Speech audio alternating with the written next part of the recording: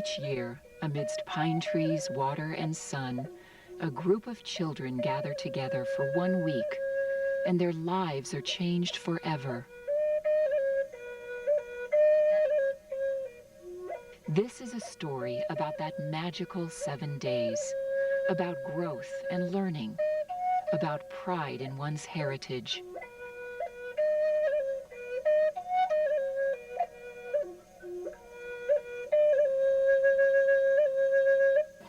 The story begins at Indian Youth of America camp, and it continues for a lifetime and beyond.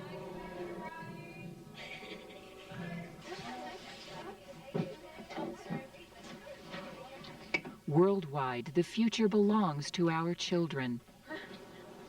O Great Spirit, up above, in the past, in the present, bring to us. Yet American Indian youth face incredible odds. Their suicide, alcohol, and drug abuse rates are some of the highest in the nation. Many come from abusive and broken families. Poor health care and nutrition are a daily threat. Take your time, take your time, take your time. First time. Okay, get ready, get ready. Someplace in their hearts, there's a place that they remember. And that's good, a good feeling to put there for them. Let them know that we're here for them. Let's go, players, let's go. Let's go, players, let's go. Oh, hold up. During this week, these children are allowed to simply be children.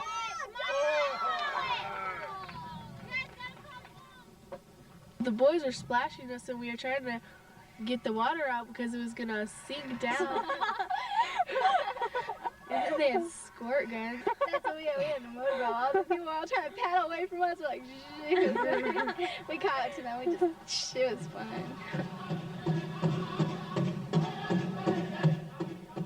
A community is formed based on similarities as well as differences and sharing the stories of their people. Whenever you sit around the table or the campfire and hear your mother's, father's, aunts, uncles, grandparents tell stories, you're engaging in a very ancient, sacred tradition of passing on through the spoken word, the spirit, the thread of spirit that has run through our people for thousands and thousands and thousands of years. At my school, there's mostly like no one who's Navajo or Indian, and like usually when I'm like making a joke or something about my culture, they don't know what I'm talking about. So here it's fun because we all know what we're talking about and we all laugh. You are Mohawk. Oh, I thought I was Lutheran. No, listen, Lutheran is a name of a religion. But you know, there are some people that have spiritual names. If you had a spiritual name, what would it be? Think of something spiritual, something that holds you together. Velcro. Hello.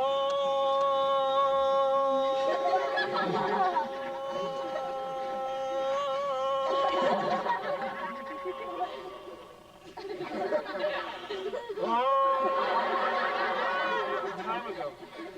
Isn't that better than once upon a time? A long time ago, where I come from in the White River.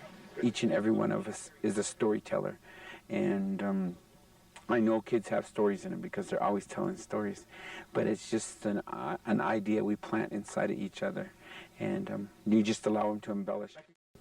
You struggle to find your place in this world, and traditionally our people have had a place for people at this age. They've had ceremonies and rites that allowed them to pass through to a rightful place for them, but they don't have that, and so this is such a turmoil time in their lives. And to know that it's okay and that they are beautiful, whole people that are right where they're supposed to be. I think that would be the thing that I hope they get out of this.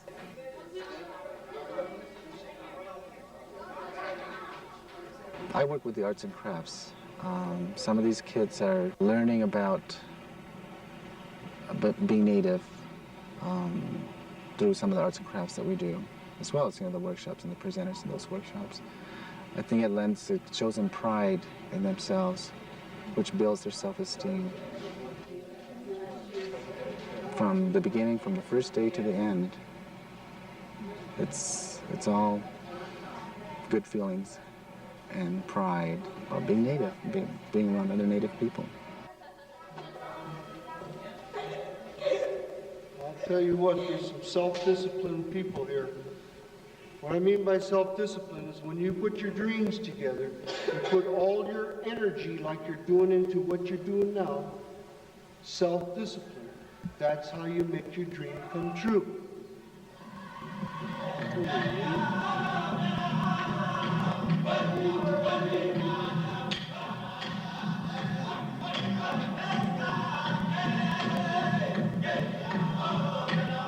We want to teach the virtues, you know. One of them is asking for help, knowing that we have a lot of mother figures and father figures wherever we go. They come from different tribes and nationalities. We're not all alone. So I want these kids to know that I'm their father.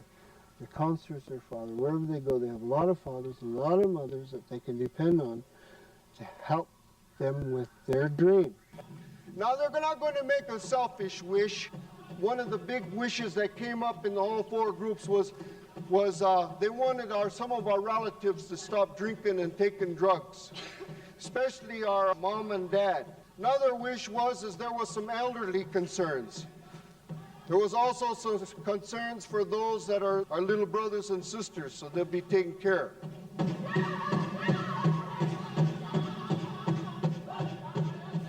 They asked me to write down my race, and I think very seriously and consider writing down the truth and have my answer read. I think about my ancestors, the way they fought, the way they bled, the long walk, the trail of tears, wounded knee. At the same time, these are the things that make me, me. Assimilation, boarding schools, reservations. Maybe that's why I'm so proud to be a member of the Diné Nation. I ask myself my race, and I stop and simply write down Diné.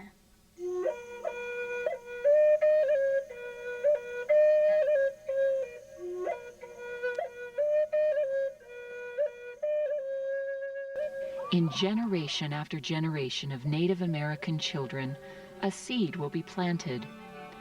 These are the seedlings of tomorrow's trees. We remember your warm grin and the trickster that would make us smile again. You build bridges, you build walls, but now we find you've built your spirit in us all. You know, I drive away from here and I think about the group that we had, and sometimes it brings tears to my eyes and just leaves me with a warm feeling. You forgive and how you love is the key. Sometimes I laugh, you know, to myself, and I think back, and I think the kids do that too. Yeah, it's always a good feeling, and that's why I keep coming back. Through the journey we are born, always keep your dreams alive over the storm. Proud and capable, these children now begin to create their own stories. Your children carry the love that survives you. And their stories will live on forever.